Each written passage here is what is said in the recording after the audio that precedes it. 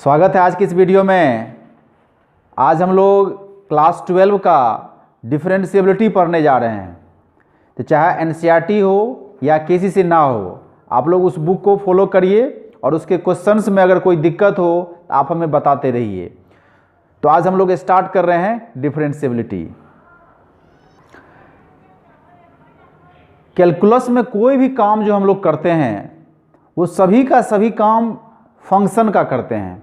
जैसे अभी हम लोग जस्ट पढ़ के आए हैं कंटिन्यूटी में हम लोगों ने क्या किया, हम लोगों ने यह चेक किया कि किसी भी फंक्शन का ग्राफ अगर कहीं हम खींचें तो क्या उसका ग्राफ किसी पॉइंट पर टूट रहा है या उसका ग्राफ उस पॉइंट पर नहीं टूट रहा है।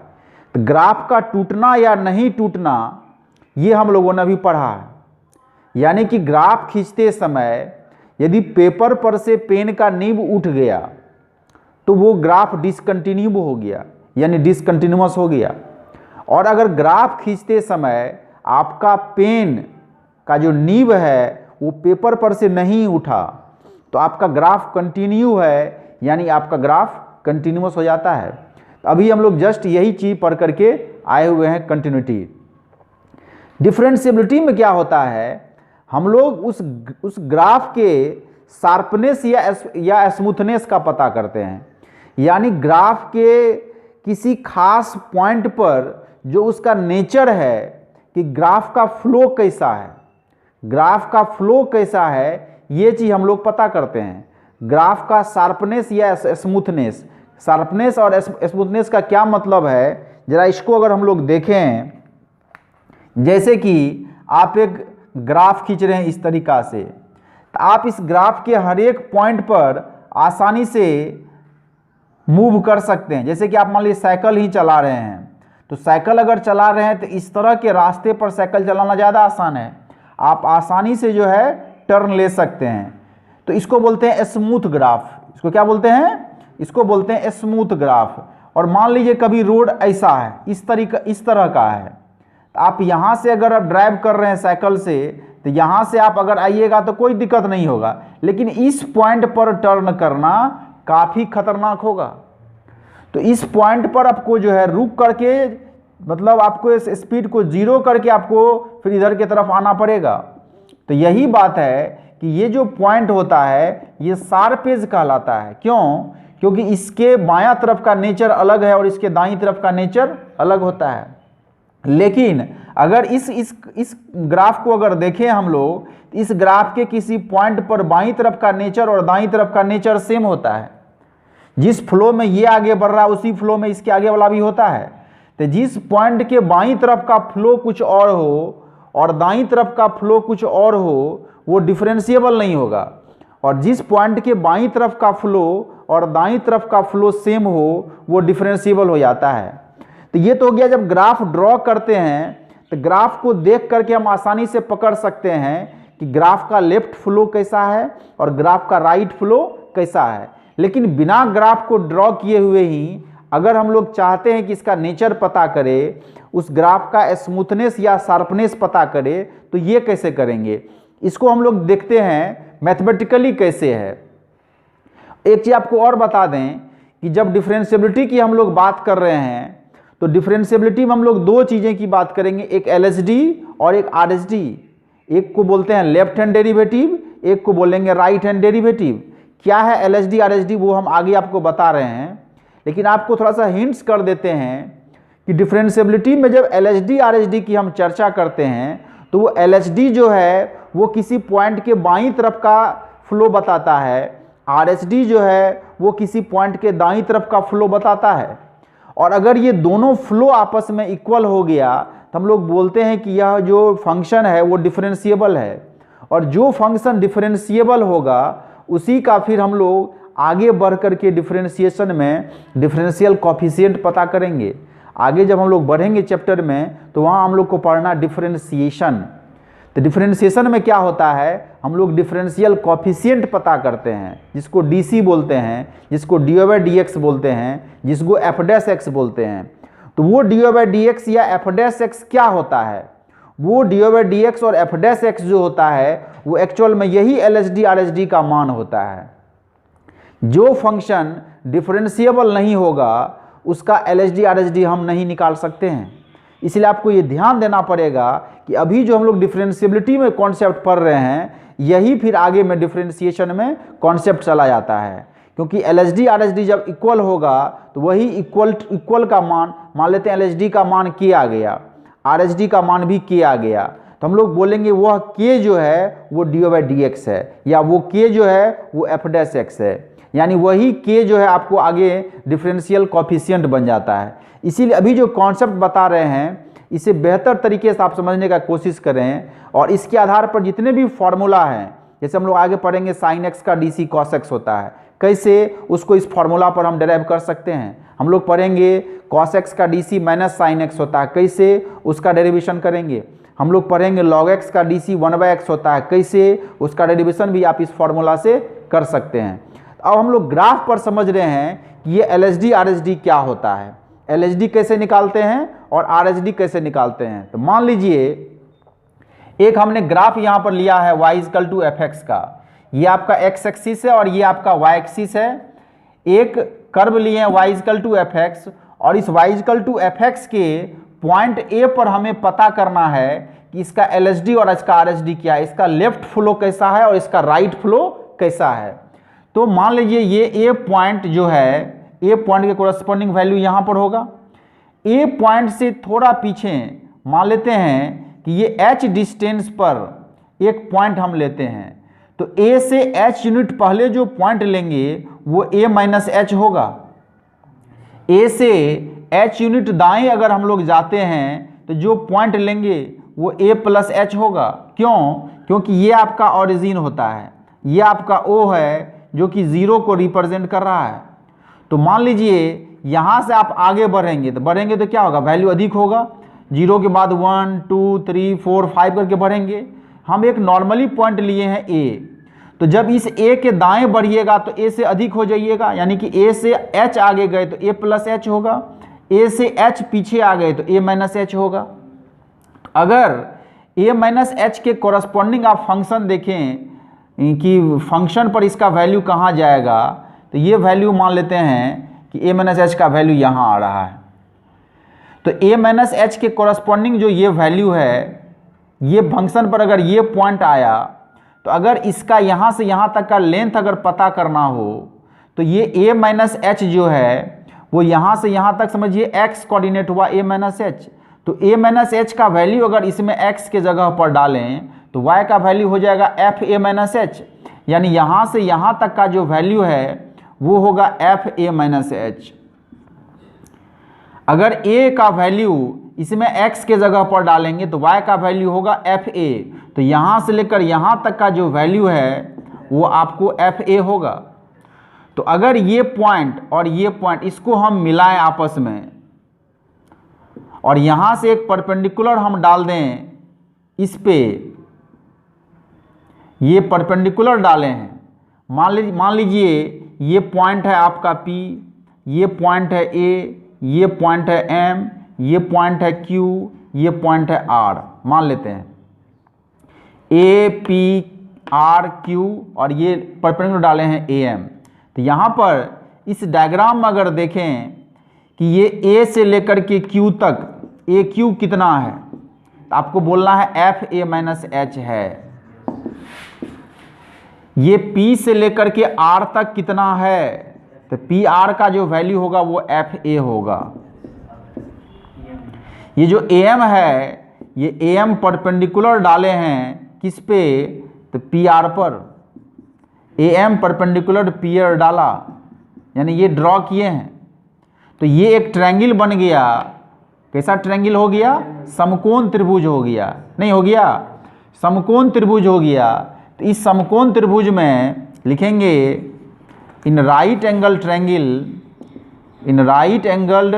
Triangle APM। इस त्रिभुज APM में अगर AM हम पूछें कितना है तो आपको बोलना पड़ेगा ये AM का वैल्यू H है। अगर पूछें ये PM का वैल्यू क्या है तो आपको बोलना है PM का वैल्यू टोटल यहाँ से लेकर यहाँ तक PR माइनस ये m से लेकर r तक, ये mr, यानी ये pm निकालने के लिए हमें p से लेकर के r तक का जो डिस्टेंस है, सो उसमें से ये m से r तक के डिस्टेंस को घटाना पड़ेगा, यानी pr माइनस mr, तब ना ये pm बचेगा। तो pm बराबर pr माइनस mr। ये जो आप pr देख रहे हैं, सो तो आप समझ ही रहे हैं pr क्या है, pr का वैल्यू कितना है। लेकिन mr जो ये देख रहे हैं m से लेकर r, ये mr का वैल्यू a से लेकर q के वैल्यू के बराबर है। तो mr को आप लिख सकते हैं aq। अब देखिए ये जो pr है, pr कितना है, तो fa है। aq कितना है, तो ये fa माइनस h है। am का वैल्यू h और pm का वैल्यू निकल गया fa माइनस h। अगर हम लोग इस ट्रायंगल में इसको मान लेते हैं थीटा, क्या मानते हैं, थीटा।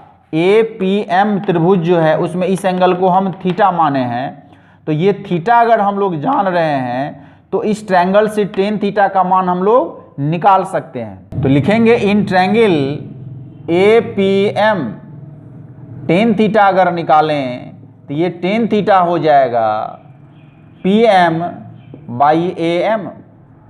ये जो PM आप देख रहे हैं, PM का वैल्यू यहाँ से, AM का वैल्यू यहाँ से, H ये इसमें डाल देंगे। तो मान लीजिए PM का वैल्यू अगर देखें तो ये FA माइनस H है, और AM का जो वैल्यू है वो H है, ठीक है ना। PM का वैल्यू FA माइनस H और AM का जो वैल्यू है वो आपको H है। तो ये टेन थीटा निकल गया।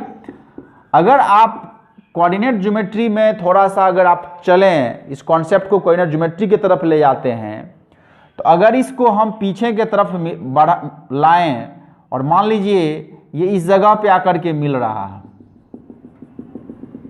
अगर इसको पीछे की तरफ हम लाएं और मान लीजिए ये एक्स एक्सिस से इस पॉइंट पर मिला है, तो ये अगर थीटा है तो ये एंगल कितना होगा, ये एंगल भी आपका थीटा होगा। क्यों? क्योंकि AM जब परपेंडिकुलर डाले हैं तो ये जो AM है और ये एक्स एक्सिस ये दोनों समांतर होगा, ये AM और ये एक्स एक्सिस दोनों पैरेलल लाइन हो जाएगा, और ये आप समझिए तिर्यक रेखा का काम करेगा। तो ये लाइन जब है जो कि इस दोनों को प्रतिच्छेद कर रहा है, तो ये और ये संगत कोण कहलाता है, कोरस्पॉन्डिंग एंगल कहलाता है। तो अगर ये थीटा है तो ये भी क्या हो जाएगा, थीटा हो जाएगा। और अगर कोई लाइन पॉजिटिव एक्स एक्सिस के साथ एंटी क्लॉकवाइज डायरेक्शन में कोई कोण बनाए थीटा, तो इस थीटा में अगर 10 लगा देते हैं, 10 थीटा, तो एक्चुअल में वो स्लोप हो जाता है। तो एक्चुअल में अगर ये 10 थीटा अगर देखें तो ये 10 थीटा आपको है स्लोप ऑफ AP।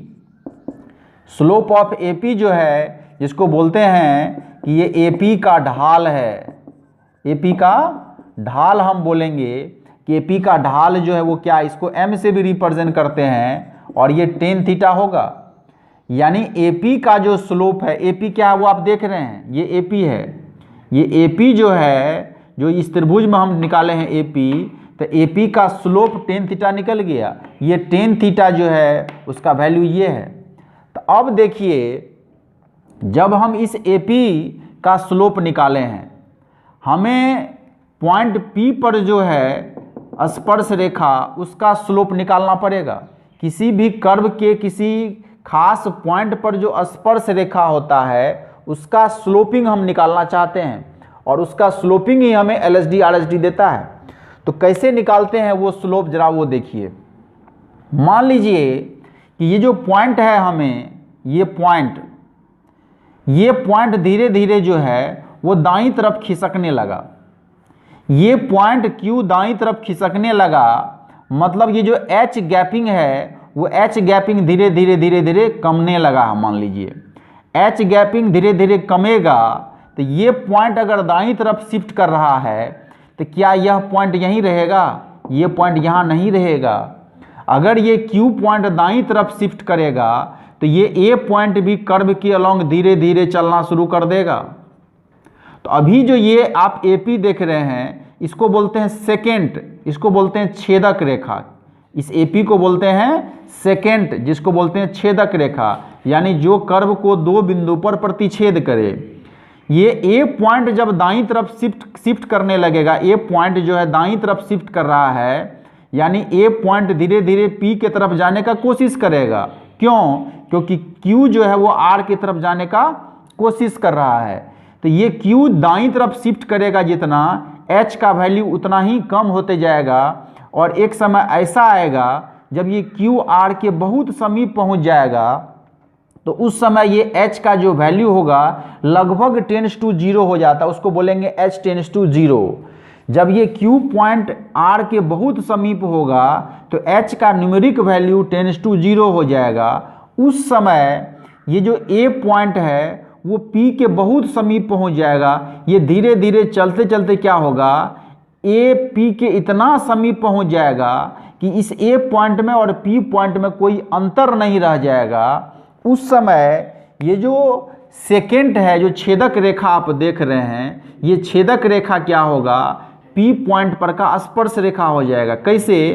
तो मान लीजिए अभी ये है आपका सेकेंड है छेदक रेखा, ये A पॉइंट यहाँ चल गया, तो ये छेदक रेखा क्या होगा, ऐसे हो जाएगा। फिर समझिए ये पॉइंट यहाँ आ गया, तो यहाँ होगा, तो ये छेदक रेखा क्या होगा, और ऊपर उठ जाएगा। फिर ये और नज़दीक आ जाएगा, तो ये छेदक रेखा क्या होगा, और ऊपर चल जाएगा। यानी ये जो सेकेंड है वो धीरे धीरे धीरे धीरे उठते चले जाएगा। क्यों? क्योंकि A पॉइंट तो दाईं तरफ शिफ्ट कर रहा है, तो जब A पॉइंट दाईं तरफ शिफ्ट करेगा तो ये जो सेकेंड है ये धीरे धीरे धीरे धीरे ऊपर की तरफ बेंड करते चल जाएगा, ये ऊपर की तरफ शिफ्ट करेगा। और एक समय ऐसा होगा कि ये A पॉइंट P पर ओवरलैप कर लेगा, A और P कोइंसाइड कर जाएगा। उस समय ये जो छेदक रेखा आप देख रहे हैं वो इस P पॉइंट पर का स्पर्श रेखा हो जाएगा। और ये स्पर्श रेखा हुआ किधर से, लेफ्ट तरफ से, इसीलिए उसको हम लोग बोलेंगे लेफ्ट तरफ से जो है वो स्लोप देगा, और उसी लेफ्ट तरफ से स्लोप को हम लोग यहाँ LHD नाम देते हैं। यानी LHD हो गया P पॉइंट पर जो टेंजेंट है उसका बाईं तरफ से स्लोप कितना है, P पर जो टेंजेंट है उसका बाईं तरफ से स्लोप कितना है, वो आपको LHD बताएगा। अब बोलिए कि जब यह जो पॉइंट है वो दाईं तरफ शिफ्ट कर रहा है, ये पॉइंट A दाईं तरफ शिफ्ट कर रहा है, और तो ये सेकेंड जो है वो इस P पॉइंट पर का क्या हो गया है, टेंजेंट हो गया है। तो ये जो थीटा आप देख रहे हैं, ये थीटा का मान भी बढ़ेगा, कहीं ना कहीं थीटा का मान भी बढ़ेगा। तो थीटा का मान जब बढ़ता है तो हम लोग क्या करते हैं, मान लेते हैं कि जब P पॉइंट पर का हम लोग टेंजेंट की बात करेंगे, तो वो टेंजेंट जो है P पॉइंट पर का टेंजेंट वो कहीं ना कहीं पीछे आकर के आपको मिलेगा। तो जब P पॉइंट पर का टेंजेंट जो है वो पीछे कहीं ना कहीं आकर मिलेगा, तो उस एंगल को हम लोग मान लेते हैं साई। ठीक है ना, मान लेते हैं कि वो जो एंगल है वो साई है। यानी जब पॉइंट A जो है वो टेंस कर जाएगा पॉइंट किसके तरफ, P के तरफ। जब पॉइंट A टेंस कर रहा है पॉइंट P के तरफ, तो यह छेदक रेखा, यह छेदक रेखा जिसको सेकेंड भी बोलते हैं, AP पॉइंट P पर का स्पर्श रेखा हो जाएगा, स्पर्श रेखा हो जाएगा। यह स्पर्श रेखा यदि एक्स एक्सिस के साथ साई एंगल बनाए, साई एंगल बनाए, इसके बाद अगर इस नीचे में से ऊपर से अगर माइनस आप कॉमन लेते हैं तो ये आपको LHD इज इक्वल टू ये हो जाएगा लिमिट H टेंस टू 0। ऊपर से अगर माइनस कॉमन लें तो ये FA minus H minus FA हो जाएगा, और नीचे में तो H है ही। ऊपर से अगर माइनस कॉमन लें तो ये माइनस वाला टर्म हो गया आपको प्लस, ये जो प्लस वाला टर्म है वो हो जाएगा माइनस। इस माइनस को नीचे लेके चले जाते हैं, यानी कि limit H tends to 0 FA minus H minus FA by minus H।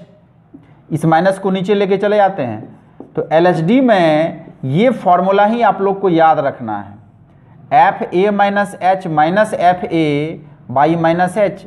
FA minus h, तो यहाँ माइनस एच तो यहाँ भी माइनस एच होगा।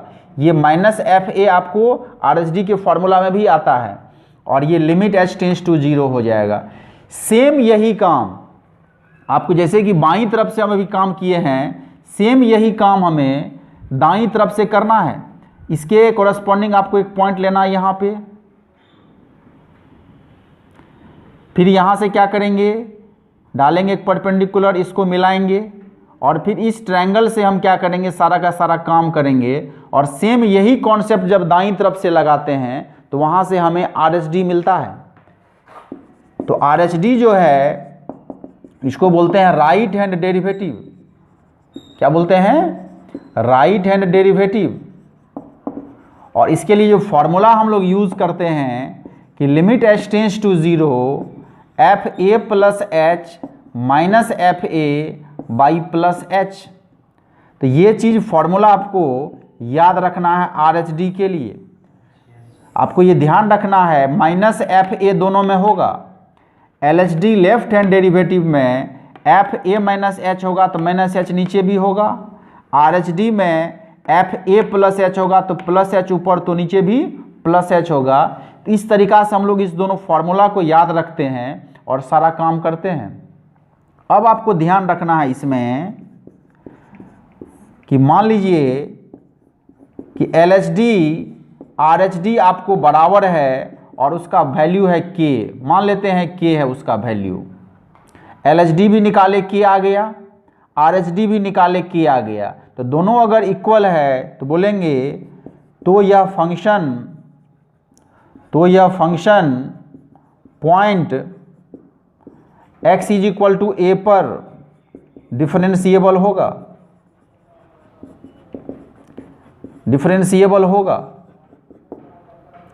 एवं अगर ये डिफरेंशिएबल होगा तो f डैश a का वैल्यू क्या होगा, तो k हो जाएगा। यही f डैश a जो है इसी को हम लोग बोलेंगे dy/dx at x is equal to a। x is equal to a point पर dy/dx जो है वो क्या होगा, वो k होगा। यही है डिफरेंशियल कोफिशिएंट जो कि हमें आगे पढ़ना है। तो ये dy/dx तब तक नहीं निकलेगा, यानी f डैश a तब तक नहीं निकलेगा जब तक कि ये दोनों आपस में बराबर न हो। मान लीजिए LHD RHD अगर बराबर नहीं हुआ तो हम लोग बोलेंगे कि वो डिफरेंशिएबल नहीं है, और अगर वो डिफरेंशिएबल नहीं है तो ये f डैश a आप निकाल नहीं पाएंगे। इसलिए जो फंक्शन dy/dx दे रहा है, जो फंक्शन f डैश x दे रहा है, इसका मतलब हो गया कि वह फंक्शन उस पॉइंट पर डिफरेंशिएबल है, क्योंकि जब तक डिफरेंशिएबल वो नहीं होगा तब तक आपका DC संभव नहीं होगा। अगला पॉइंट अगर देखें कि ये LHD जो है वो RHD के बराबर नहीं है, लिखेंगे तो यह function point x is equal to A पर डिफरेंशिएबल नहीं होगा।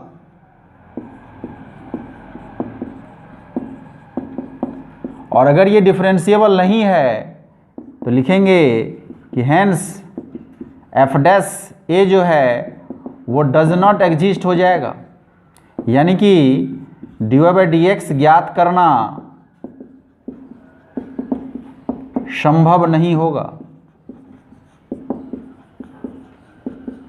मतलब dy/dx तब तक नहीं निकलेगा, f डैश a तब तक नहीं निकलेगा जब तक कि वो LHD RHD इक्वल नहीं हो जाए।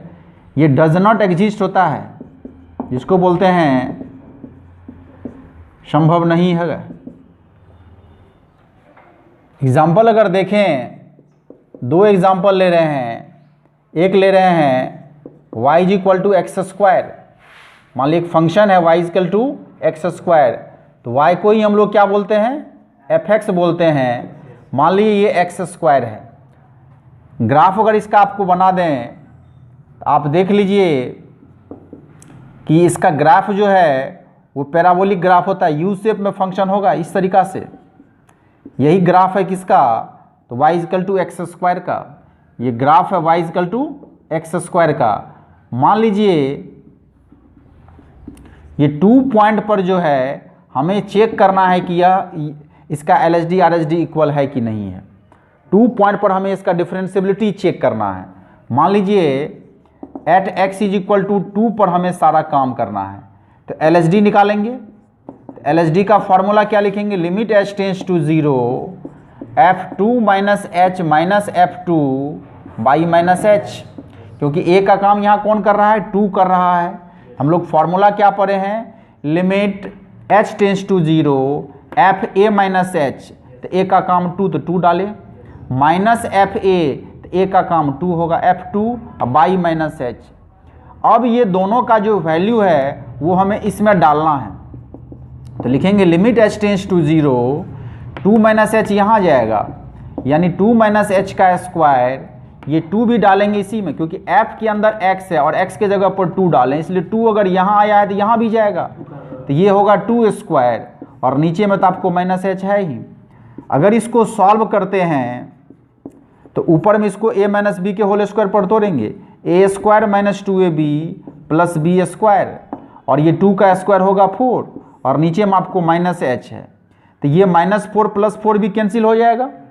अगर यहाँ से माइनस एच हम कॉमन लें तो माइनस एच अगर कॉमन लेंगे तो यहाँ 4 बचेगा और यहाँ प्लस में से अगर माइनस कॉमन लेंगे तो यहाँ माइनस एच हो जाएगा, तो एच नीचे भी तो माइनस एच है, तो ये माइनस एच क्या होगा ऊपर से और नीचे से कैंसिल हो जाएगा। अब अगर इसका लिमिटिंग वैल्यू लें तो एच का वैल्यू अगर 0 इसमें डाल देंगे तो ये वैल्यू हो जाएगा 4, तो ये 4 आपको क्या निकला है, LHD निकला है। इसका जब RHD निकालेंगे तो फॉर्मूला क्या लिखेंगे, limit h tends to 0 f a plus h minus f a by plus h, यहाँ प्लस एच तो यहाँ भी प्लस एच, फॉर्मूला क्या पढ़े हैं, एफ ए प्लस एच, तो ए का वैल्यू 2 है, माइनस एफ ए तो ए का वैल्यू 2 है और नीचे में प्लस एच होगा। अब ये सब का वैल्यू हमें फिर से उसी फंक्शन में डालना है, तो 2 प्लस एच भी जाएगा यहाँ पर x के जगह पर, तो ये आपको हो जाएगा 2 प्लस एच का होल स्क्वायर, 2 भी जाएगा वहाँ पे तो होगा 2 का स्क्वायर और नीचे में प्लस एच है, तो limit h tends to 0 a plus b का होल स्क्वायर, तो a square plus 2ab plus b square, बगल में यहाँ पे 2 का स्क्वायर 4 होगा और नीचे में प्लस h है, तो ये माइनस 4 प्लस 4 कट जाएगा। तो अगर यहाँ से आप h कॉमन लेते हैं ऊपर से तो यहाँ 4 प्लस h बचेगा, नीचे में तो h है ही, तो ये अगर कैंसिल हो गया और बाकी जो बचा है 4 प्लस एच, उसका अगर लिमिटिंग वैल्यू लें तो h का वैल्यू 0 अगर यहाँ पे डाल देंगे तो 4 प्लस 0 क्या होगा, 4 होगा। तो RHD का वैल्यू भी कितना आया, 4, LHD का वैल्यू भी कितना आया, 4, तो लिखेंगे since LHD is equal to RHD is equal to 4। इसका मतलब हो गया कि यह फंक्शन जो है, यह function point x is equal to 2 पर डिफरेंशिएबल होगा।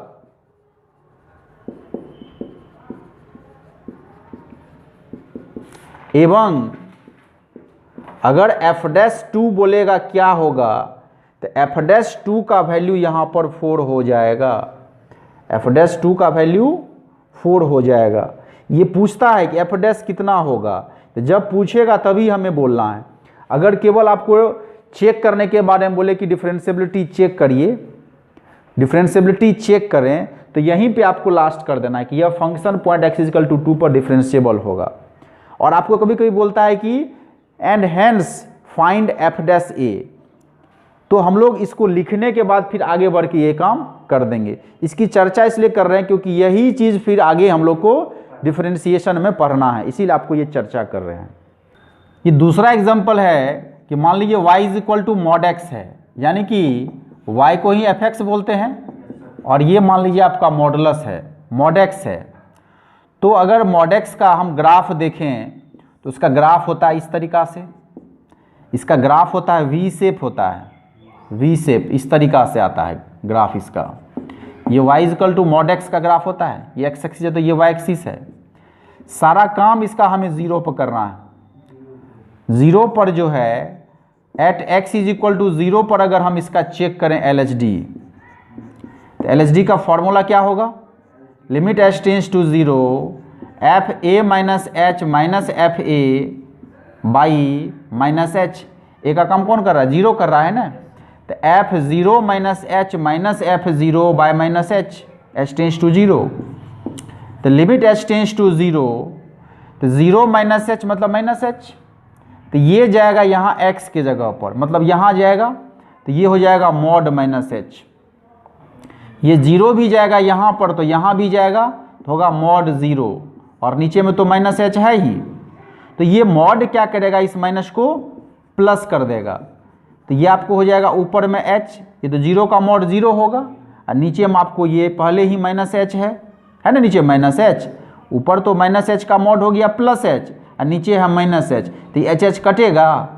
तो जब ये एच एच कटेगा तो ये 1 बाय माइनस 1 बचेगा, और 1 बाय माइनस 1 क्या है, कांस्टेंट संख्या है, और कांस्टेंट संख्या पर लिमिट का इफेक्ट नहीं पड़ता है, इसीलिए इसका वैल्यू हो जाएगा -1। यानी LHD का वैल्यू -1 हुआ, ये आपको ध्यान रखना है। सेम इसी तरह से इसका RHD निकालते हैं। तो RHD जब निकालेंगे तो फॉर्मूला क्या यूज़ करेंगे, limit h tends to 0 f a plus h minus f a by plus h. A का काम कौन कर रहा है, 0, इसलिए लिखेंगे f0 plus h minus f0 by plus H. अब सबका जो वैल्यू है, जैसे 0 प्लस एच, 0 प्लस एच मतलब हो गया प्लस एच, तो प्लस एच का वैल्यू अगर इसमें x की जगह पर डालें, यानी h का मॉड f0 0 अगर उसमें डालें तो 0 का मॉड, और नीचे क्या है h है, तो लिखेंगे limit h tends to 0 h का मॉड h होगा, नीचे तो ये हट गया और नीचे भी आपको h है, तो अगर ये कैंसिल हो जाए तो यहाँ पर आपको बचेगा 1, यहाँ बचेगा 1, h टेंस टू 0 के बाद h बाय h ये कट जाएगा तो 1 बचेगा ना, और 1 है कांस्टेंट संख्या, और किसी भी कांस्टेंट पर लिमिट का कोई इफेक्ट नहीं पड़ता, यानी इसका वैल्यू भी हो जाएगा 1। अब देखिए LHD का वैल्यू -1 और RHD का वैल्यू हो गया 1, तो लिखेंगे ये LHD does not equal to RHD। LHD RHD इक्वल है, नहीं है, LHD RHD इक्वल नहीं है, इसीलिए यह function point x is equal to 0 पर डिफरेंशिएबल नहीं होगा।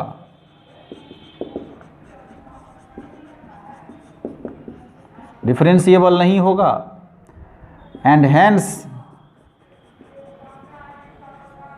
अगर कहेगा f'0 निकालें तो वो यहाँ लिखना पड़ेगा डज नॉट एग्जिस्ट। f'0 यहाँ पर संभव नहीं होगा, यानी अगर इसको देखा जाए तो ये 0 पर जो है वो शार्प एज बनाता है। ये 0 पर क्या बनाता है, शार्प एज बनाता है। और जो इससे पहले हम लोग पैराबोलिक ग्राफ देखे थे, वो पैराबोलिक ग्राफ क्या था, ऐसे न था, तो ये जो होता है ये हर एक पॉइंट पर स्मूथली निकलता है, इसीलिए वो हर एक पॉइंट पर डिफरेंशिएबल होगा। इसको नोट कर लीजिए। आज हम लोगों ने डिफरेंशिएबिलिटी में LHD RHD के कॉन्सेप्ट को देखे और 2 एग्जाम्पल भी आपको दिए हैं, एक में डिफरेंशिएबिलिटी था और एक में डिफरेंशिएबिलिटी नहीं था। एक में ये डिफरेंशिएबल था, एक दूसरे में डिफरेंशिएबल नहीं था। इसी पे आधारित डॉक्टर KC सिन्हा का जो बुक है उसमें एक्सरसाइज है 10.1। आज आप लोगों का काम रहा एक्सरसाइज 10.1 में जा कर के जो क्वेश्चन है उसको ढंग से शुरुआती क्वेश्चन को बनाना। जो बने बने, नहीं बने नहीं बने, लेकिन शुरुआती क्वेश्चन जो 4-5 है उसको आप लोग बनाएंगे। फिर हम लोग नेक्स्ट वीडियो में उस पर डिस्कशन करेंगे क्या बना क्या नहीं बना। फिर मिलते हैं आप सभी से अगले वीडियो में, तब तक के लिए बेस्ट ऑफ लक।